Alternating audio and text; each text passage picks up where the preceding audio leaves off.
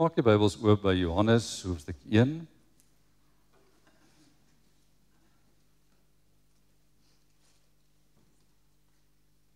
Ons nader die einde van die reeks van Johannes 1.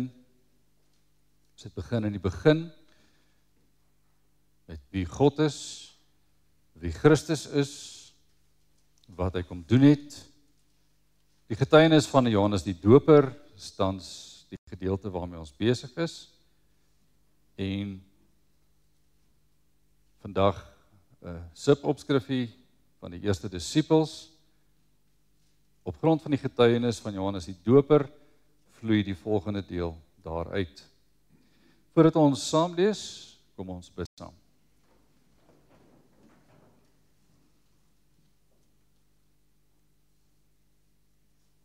Almagtige en barmhartige God, Here, ons weet dat sonder U niks in hierdie wêreld sou wees nie. Ons weet sonder U almagtige woord niks op die aarde in werklikheid sou word nie. En ons weet, Here, dat deur U skepingsmag U steeds hierdie skepping onderhou en ons is daarvan deel. En U bewaar ons steeds vandag. Net die feit dat ons vanoggend hier kan wees. Grootheid op grootheid en almag op almag.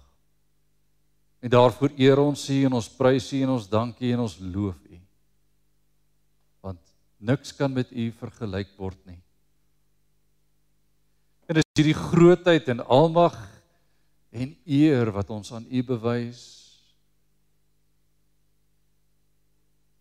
wat ons in besonder laat besef. U sorg vir ons op so 'n kosbare wyse wat niemand anders kon nie. Ons verheerlik U naam en ons prys U. Waar ons die woord wil oopmaak om dit te lees, bid ons nou, Here, vir verligting deur U Gees, dat U ons sal wys wat U sê en wat U wys. Ons moet sien, dat ons ore sal hoor, ons oë sal sien wat U bedoel. Laat U wil geskied, deur die kragtige werk van U Gees, in Jesus naam. Amen. Johannes 1, ons lees saam vanaf vers 35 tot 42.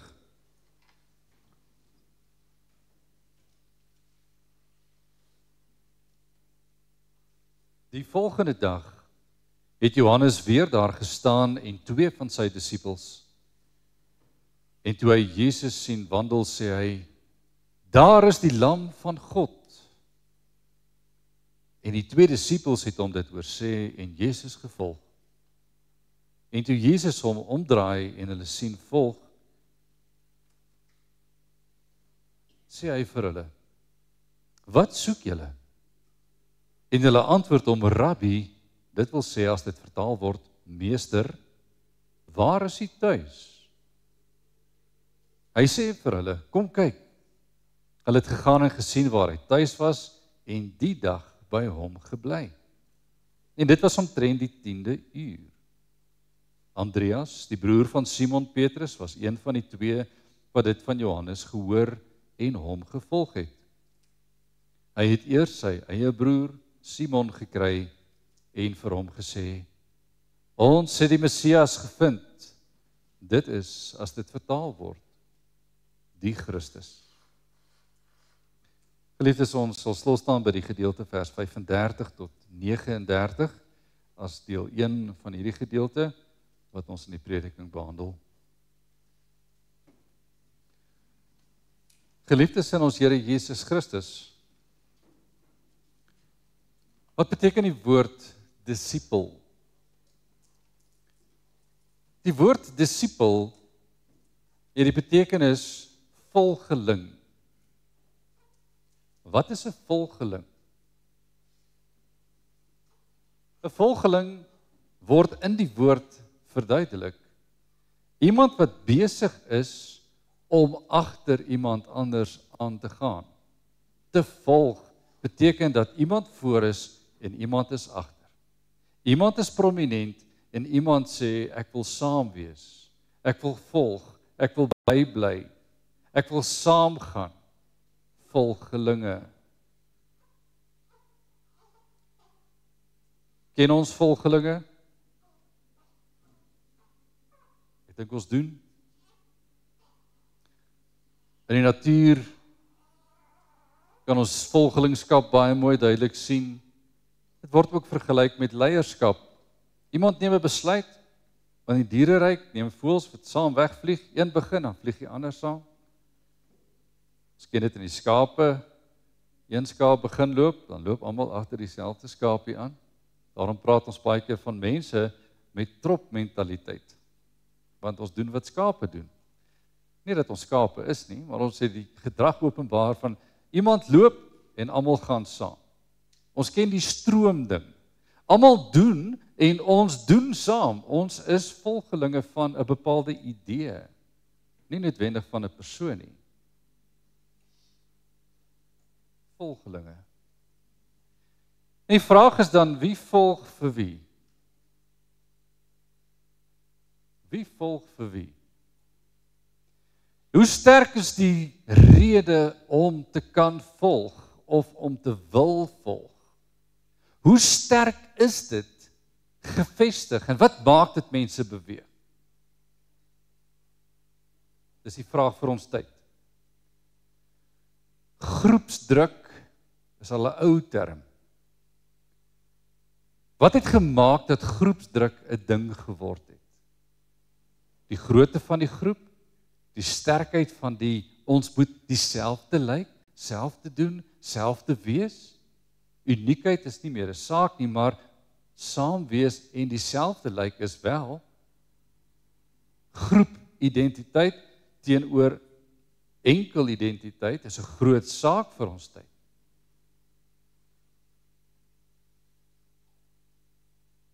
Die verse saam met my gelees, waar kom ek aan al die idees? Jesus kom op 'n plek aan. Hy kom net op 'n plek aan. Johannes die Doper is aan die woord. Die skrifgedeelte begin met die woorde, die volgende dag het Johannes, dis Johannes die Doper, wat ons reeds leer ken het in hierdie hoofstuk, weer daar gestaan en 2 van sy disippels was by hom. Hy was nie alleen nie, hy het disippels gehad. Wat het gemaak dat Johannes disippels het? Want ons gaan baie lees daarvan in die skrif, Johannes se disippels. Johannes het volgelinge gehad. Wat het hulle gevolg? Het hulle Johannes gevolg? Was hulle deel van hierdie nuwe stelsel van kom tot bekering van die koninkryk van God het naby gekom? Is dit dalk die idee waar agter hulle aan was, die nuwe koninkrykskinders? Onder die diens van Johannes, die Doper, hy het ons ingelyf in 'n nuwe koninkryksgedagte en hy het volgelinge. Ken ons van hierdie volgelinge?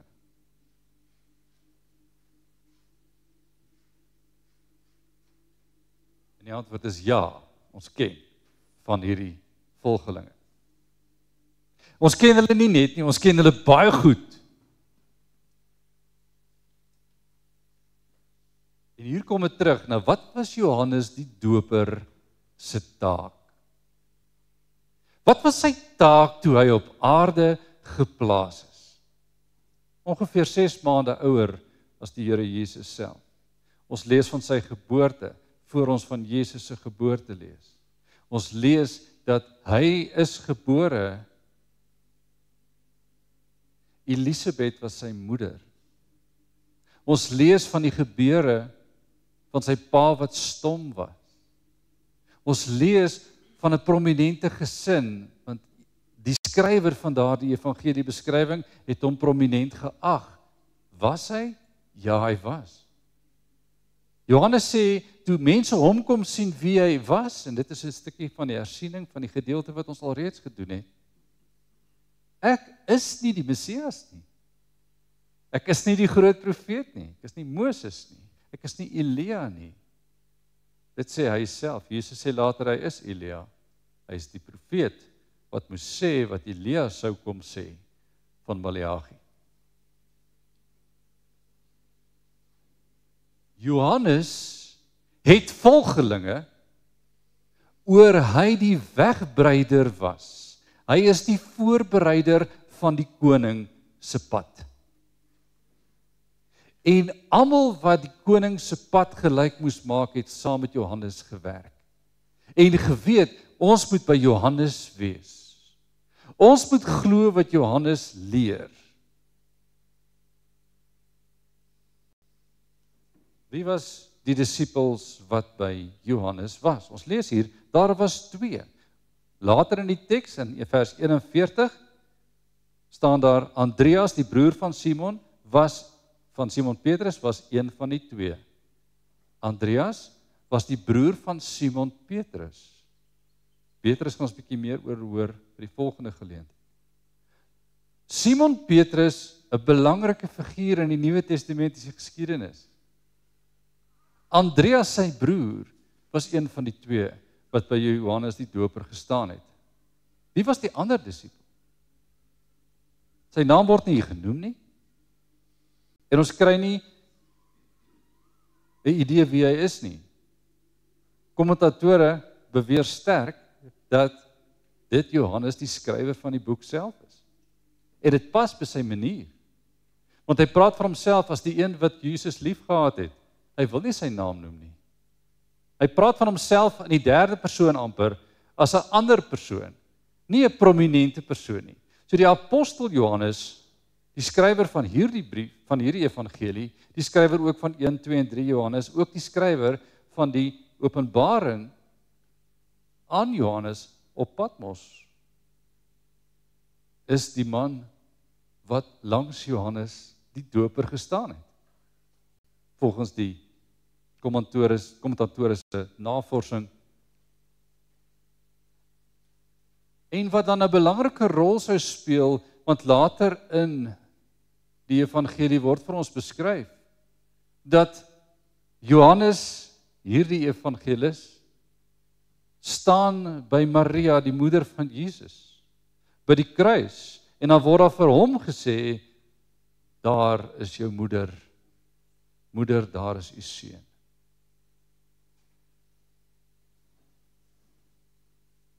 Twee figure, Andreas en Johannes. Hulle staan daar en Johannes die Doper sê, kyk, daar is die lam. Hy herhaal homself van die vorige gedeelte af. Jy sal onthou die vorige keer in vers 29 het Johannes die volgende woorde gesê. Die volgende dag sien Johannes Jesus na hom toe kom en hy sê, daar is die lam van God wat die sonde van die wêreld wegneem. Nou sê hy, daar is die lam van God, net dit. En wat is die reaksie? Johannes en Andreas stap agter hom aan. Hulle los vir Johannes die Doper en hulle stap agter Jesus aan. Dat Jesus op 'n stadium stop staan in die teks en hy kyk om en sê, wat soek julle? Waarom volg julle my? Sou hy kon vra. En hulle vra nie iets anders nie, maar wat hulle nou sê, is kenmerkend van wie hulle weet, wie hulle volg. Kyk mooi na daardie vers. Wie soek julle? En hulle antwoord, Rabbi. En dan sê Johannes vir ons by, en dit, as dit vertaal word, beteken meester. Rabbi, waar is u tuis?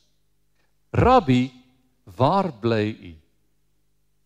Nou wat beteken die woord rabbi? Johannes sê dit beteken meester.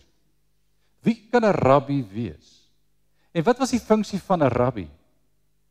Vanuit vandag se Joodse raamwerk ken ons baie goed. 'n Rabbi is 'n leermeester, is soos 'n predikant. Dis 'n onderrigter. In die Joodse geskiedenis, in die Joodse wêreld, is 'n rabbi 'n man van gesag. Dis gewoonlik die ouer manne. Dit vat 'n lang tyd om 'n rabbi te wees, minstens 7 jaar, om as 'n rabbi gereken te word. Jy moet 'n kenner wees van die skrif. Jy moet 'n kundige wees in die wet.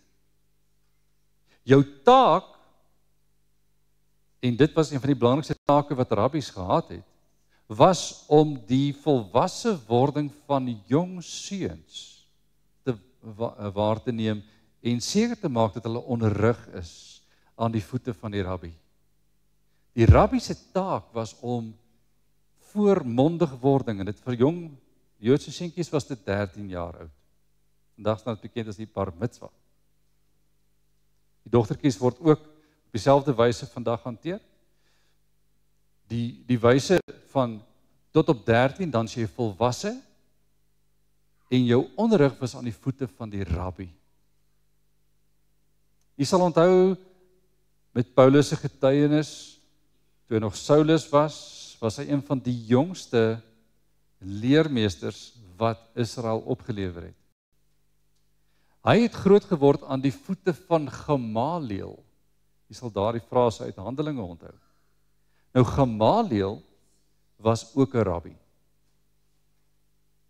En dit beteken hy was 'n geëerde en gerekende leermeester. En wanneer Jesus gereken word as 'n rabbi, terwyl hy nou onlangs op die toneel verskyn het, waar kom sy status vandaan? Want dit is gewoonlik ouermans wat rabbies word, en hier ongeveer 30 jaar oud is Jesus. Wie van ons is 30 en word beskou as oud? Wel, as jy 14 is, dink jy 30 is oud. As jy by 30 kom, dink jy 50 is oud. En as jy by 50 kom, dink jy wat, ek 170 oud is. Hy is jong. Hy is in die samelewing 'n jong man. En om as rabbi bekend te staan, beteken daar is 'n superstatus aan hom toegevoeg in die oë van mense. Dis nie normaal vir die kultuur nie, om hom te reken as 'n rabbi. Johannes sê, hy is die lam van God, wat die sondes van hierdie wêreld wegneem. En die tweede keer, hy is die lam van God. Kyk, daar is die lam. Kyk, daar is die lam. Ons gaan na die lam. En as ons by hom kom en hy sê, wat soek julle? Dan is sy antwoord, hulle antwoord is, waar gaan u tuis? Ons het nodig om by die voete van die rabbi te wees. Ons het nodig om u te volg, want ons het nodig om te weet wat u sê. U sal 'n bietjie later sien, daar word genoem, dit was al die 10de uur. En as die Joodse dag min of meer 6 uur in die oggend begin, is dit omtrent 4 uur die middag.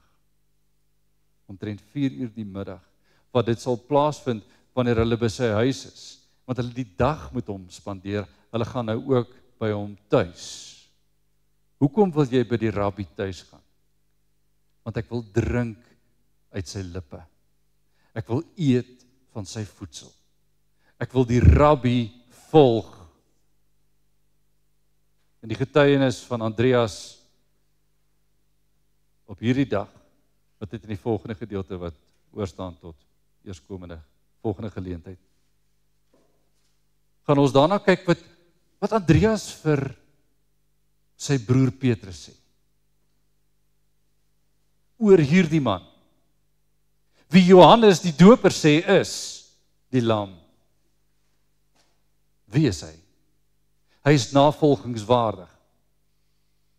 Hy is navolgingswaardig.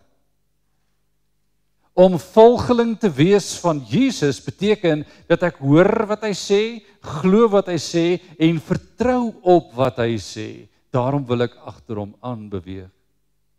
Ek wil hom volg. Die roeping van 'n apostel, 'n oorgawe deur die Gees van God geskenk om hom te vertrou as 'n rabbi, is 'n wonderwerk. Om 'n jong man te volg, net op sigwaarde, of om die getuienis te hoor, hy is net op hoorwaarde, is om te besef met watter wonderbaarlike werk die Here Jesus begin, deur sy Gees wat kragtig werk, en die Vader wat sy kerk begin herorganiseer, met 'n laaste profeet, Johannes die Doper, wat gesê het, bekeer julle, want die koninkryk van God het naby gekom. Bekeer julle, reinig julle, dis wat hy gedoen het met sy doop. Reinig julle, kom in teenwoordigheid van God, maak seker dat julle reg staan voor God, en dan wys hy, daar is die lam, en dan gaan ons na die lam. Kan jy sien hoe hy die teelaarde skep vir geloofsvorming? Kan jy sien dat hy die teelaarde skep van ons gaan vir 3,5 jaar in sy teenwoordigheid wees en sien hoe hy sterf. En dan nog steeds volg tot aan die einde van tyd. Wanneer die roeping tot geloof 'n vastigheid is wat u en ek nie kan ontken nie. Want wie maak ons vas aan hom? As ons self die besluit neem, is dit so sosiale media. Hoe werk sosiale media? Facebook, like, ek hou van jou, like jou bladsy. Ek gaan dit alles in Engels sê, want hulle het ongelukkig 'n Afrikaanse woorde nie. Ek hou van, as jy die Afrikaanse weergawe van Facebook het, Afrikaans is bakkiesblad dan, as ek dit ook vertaal. As ek op X, die platform, iemand moet volg, dan klik ek op follow. Wanneer ek op YouTube van iemand hou, dan klik ek op subscribe. En ek klik op 'n klokkie vir 'n kennisgewing dat ek in kennis gestel kan word dat ek iemand volg. En as hulle nuwe inligting bekendstel, dat ek hulle kan volg. Op grond van wat volg ek iemand? Op grond van wat bevriend ek iemand? Op grond van wat deel ek in hierdie, en hulle noem dit sosiale media, hoor die woord sosiale media. 'n Sosiale saak is 'n groepsaak. Dis 'n platform van 'n gemeenskap. Dis nie 'n platform van 'n individu nie. Want jy behoort aan iets, jy word deel van iets, en hulle tel die aantal deelnemers. Soveel mense het my bladsy al gehou van. Dink nie reg nie, né? Soveel mense het as inskrywers, deelnemers, toegetree op my platform op YouTube. Hulle volg my, ek moet wys waarheen. Wanneer ons YouTube en enige sosiale platform, daar's baie, ek noem maar net 'n paar. As ons enige van hierdie vat en ons verstaan wat gebeur met ons wêreld tans, want die wêreld, het iemand op 'n stadium in Engels gesê, is 'n global village. Dis 'n term wat sê dat die wêreld 'n klein dorpie is. 'n Klein dorpie waarin ons leef hier in Suid-Afrika. Ons kyk via hierdie platforms na iets wat gebeur in die FSA. Dit gebeur nie onmiddellik nie, maar vir ons voel dit so. Ons sien iemand sterf in die onderkant van hierdie aardbol op 'n strand in Australië. En ons sien dit as, hoe verskriklik was hierdie gebeurtenis. Ons beleef dit nou gebeur. En ons vertrou die media se voorstelling daarvan. Partykeer is sien is glo, partykeer moet hulle vir jou sê wat hulle gesien het, en jy glo. Wat doen Johannes die Doper? Hy het gesê, en ons moet glo. Toe ons die Messias sien, toe ons die Christus sien, toe ons vir Jesus sien, moes ons geweet het, nou loop ons. En ons gaan agter hom aan. Dit sê Johannes, dit sê Andreas, en dit sou elkeen sê, wat met hom te doen gehad het. Dit sou elkeen sê, wat hom ontmoet het.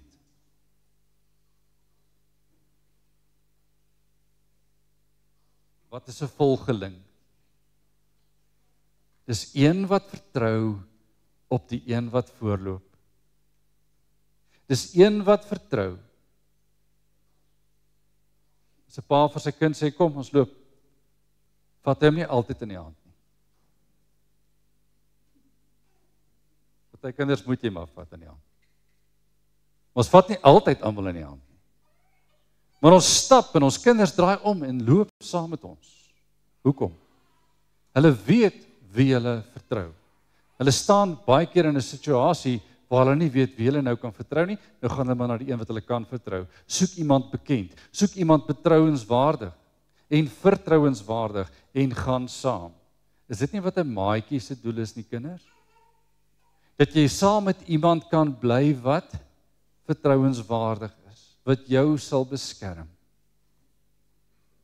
Is dit nie wat 'n geloofsgemeenskap is nie? Om as 'n gemeente van Jesus Christus, of as 'n gelowige in 'n geloofsgemeenskap, saam te wees op weg na die einde, agter die een aan op wie ons vertrou.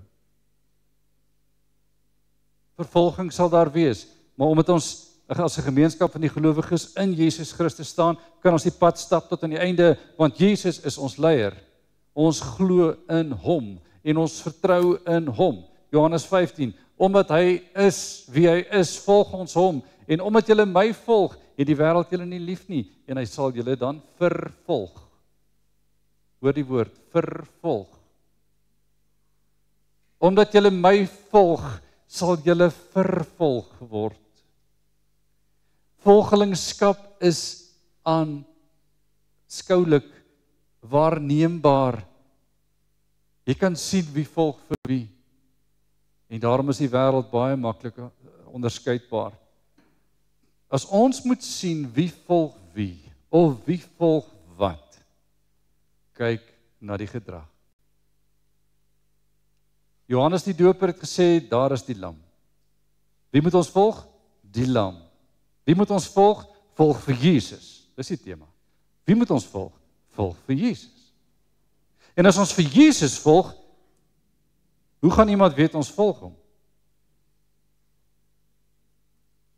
En ons wandel saam met hom. Ons wandel agter hom aan. Ons luister wat hy sê. Ons begin naderhand praat soos hy praat. Ons begin naderhand doen wat hy doen. Ons begin naderhand optree soos ons in ons groep doen. Hoekom lyk Christelike gemeenskappe anders as heidense gemeenskappe? Wat is die onderskeidende faktor? Die Christelike lewens- en wêreldsbeskouing is die faktor. Wanneer ons wil versien of die wêreld tot geloof gekom het, kyk na die afgode. Is hulle nog daar? Of is Jesus die een wat gevolg word? Kyk na vandag se sekulêre wêreld. En 'n sekulêr beteken net hierdie gewone wêreld.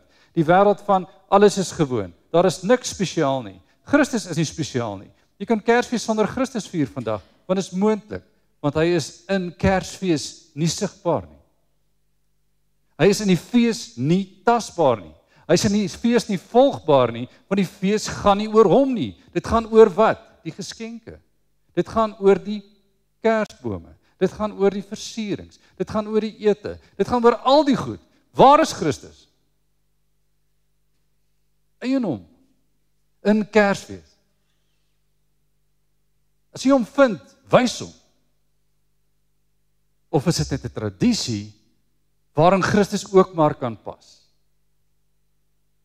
Is hy die lam wat ek kies om te volg? Maar die sekulêre Kersfees, die Kersfees wat vir ons opgedis word op die TV, sosiale media en enige ander platform, is nie 'n Christus gesentreerde fees nie. Maar ons hou van hoe hy lyk, want is vir almal aanvaarbaar, behalwe in Engeland. Want daar word Kersfees afgestel, in sekere dele van Brittanje. Want dit is blykbaar 'n gevaarlike fees. Soos Islam toeneem, begin dinge rowwer raak in die Verenigde Koninkryk. En is geriefliker om te sê, daar sal nie Christelike feesvieringe wees nie. Haal die bome af, haal die versierings af, en is stil.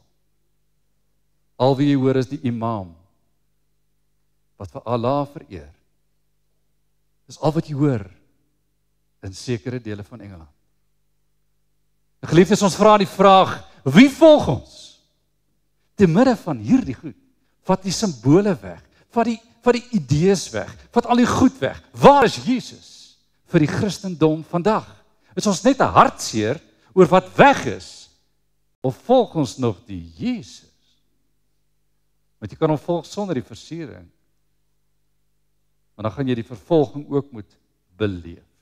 Want saam met die volg, gaan vir jou in die Verenigde Koninkryk ook 'n vervolging volg. Want as jy sê, Jesus is die Here, dan word jy gearresteer.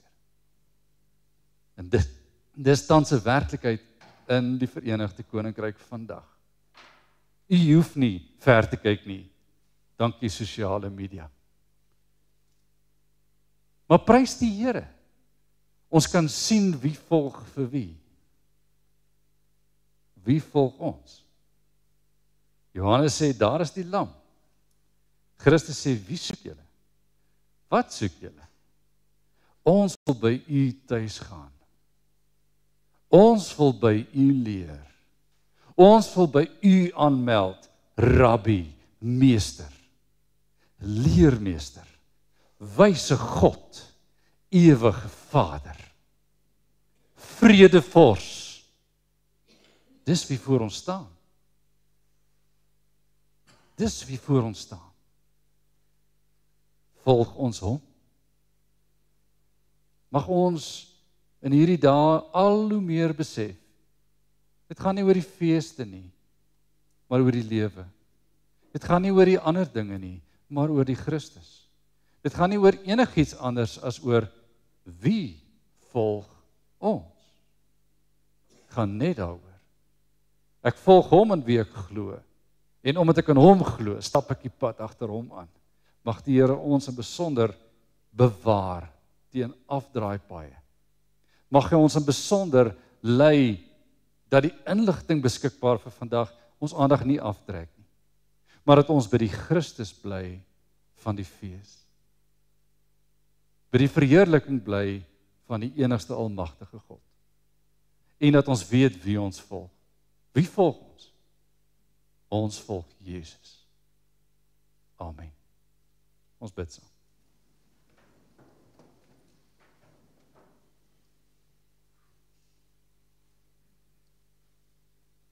Almagtige en barmhartige God. Here, ons kan U net volg as U ons wys.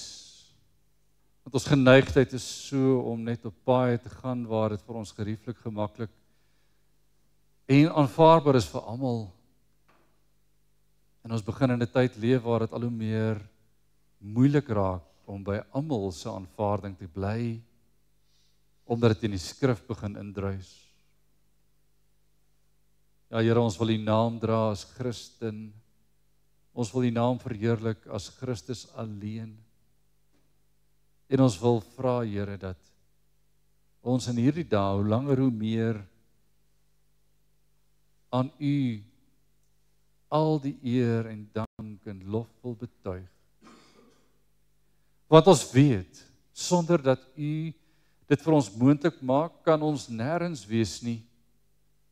Sonder dat U dit vir ons moontlik maak of draaglik maak, kan ons niks doen nie. Net U alleen kan ons die krag skenk om te kan wees wat ons moet wees. Getuies, soos Johannes die Doper was, 'n getuie. Soos wat Andreas geword het, 'n getuie. Soos wat Johannes die evangelis geword het, 'n getuie. Jesus, U is ons Here en ons God.